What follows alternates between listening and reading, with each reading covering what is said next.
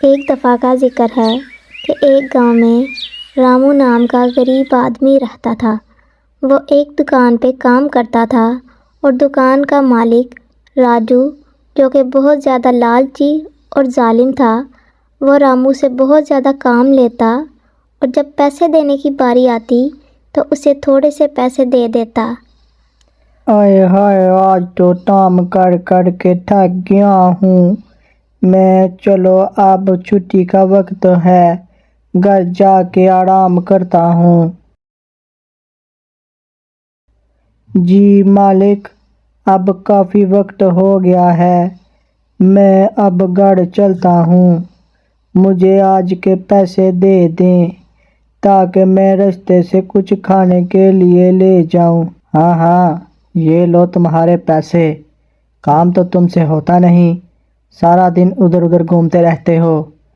ارے مالک، ایسی باتیں کر رہے ہیں، سارا دن تو میں کام کرتا رہتا ہوں اور آپ پیسے دینے کی باری آتی ہے تو آپ مجھے اتنے سے پیسے دے رہے ہیں اور اوپر سے باتیں بھی سنا رہے ہیں کہ میں نے کوئی کام ہی نہیں کیا۔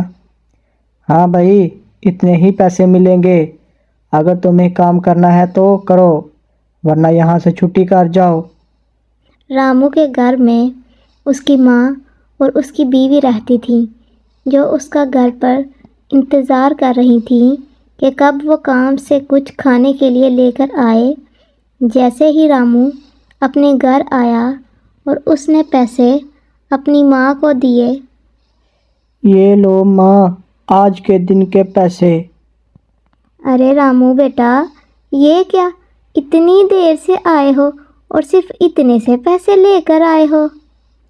ہاں ماں، مالک بہت زیادہ لالچی ہے اور سارا دن مجھ سے گدھے کی طرح کام کرواتا رہتا ہے، اور جب پیسے دینے کی باری آتی ہے تو اس کا ذرا بھی دل نہیں کرتا کہ وہ اپنی جیب سے ایک پیسہ بھی دے۔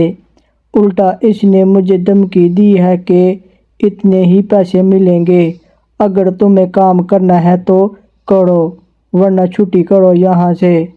ارے یہ کیا بیٹا، یہ تو بہت ہی ناانصافی ہے، تم کوئی اور کام کیوں نہیں ڈھونڈ لیتے؟ ہاں ماں، صبح میں کہیں اور کام ڈھونڈ لیتا ہوں تاکہ ہمارا گزارا تو ہو سکے۔ اگلی صبح رامو نیا کام ڈھونڈنے کے لیے نکل پڑتا ہے۔ ایک بہت بڑی حویلی دیکھ کر رامو اس کے دروازے کے باہر کھڑا ہو جاتا ہے۔ اتنا بڑا گھر ہے، لگتا ہے اس گھر میں ضرور کوئی سی ملازم کی ضرورت ہوگی، مجھے اندر جا کر کام کے بارے میں پوچھ لینا چاہیے۔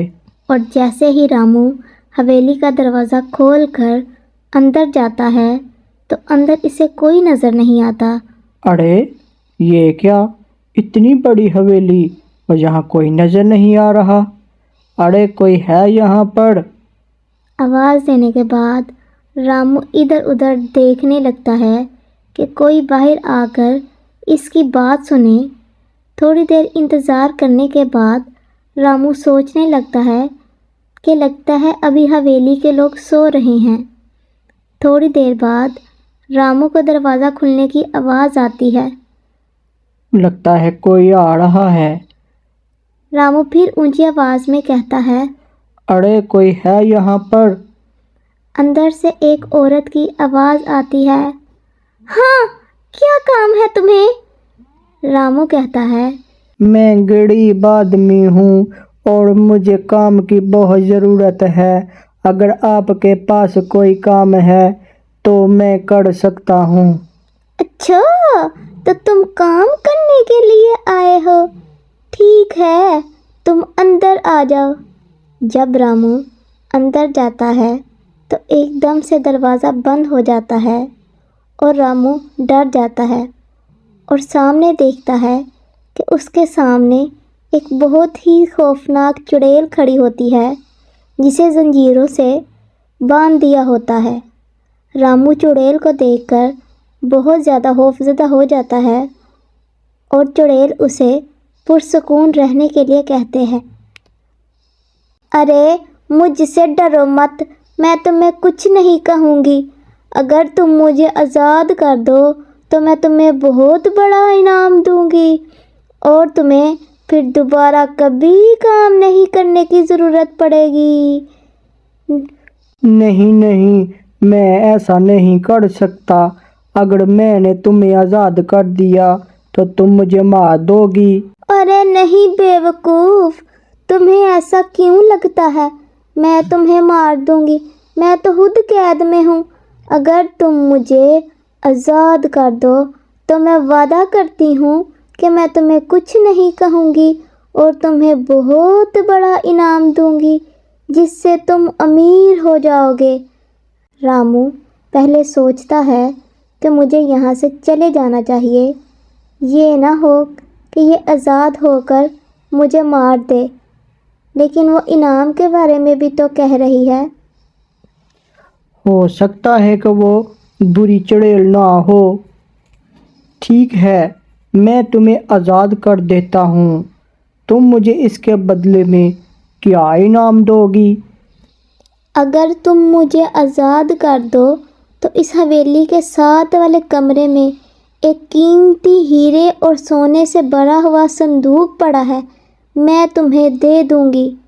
یہ سن کر رامو بہت خوش ہوتا ہے اور وہ چڑیل کو آزاد کر دیتا ہے، اور چڑیل اپنے وعدے کے مطابق رامو کو کچھ نہیں کہتی اور اسے وہ ہیرے اور موتی سے بھرا ہوا صندوق دے دیتی ہے اور وہاں سے غائب ہو جاتی ہے، اور وہ صندوق لے کر رامو اپنے گھر کی طرف چلا جاتا ہے اور یہ سارا قصہ اپنی ماں اور بیوی کو بتاتا ہے کہ آج اس کے ساتھ کیا کیا ہوا۔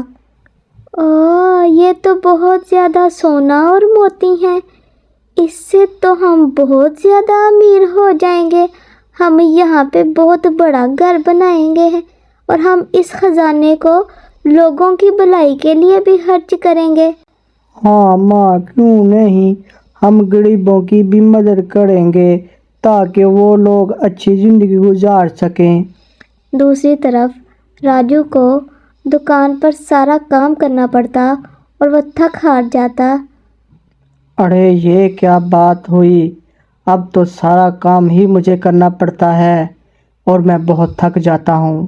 چلو میں دوبارہ رامو کے پاس چلتا ہوں اور اسے دوبارہ کام پہ رکھ لیتا ہوں۔ وہ بھی بھوکا مر رہا ہوگا، وہ ضرور آ جائے گا۔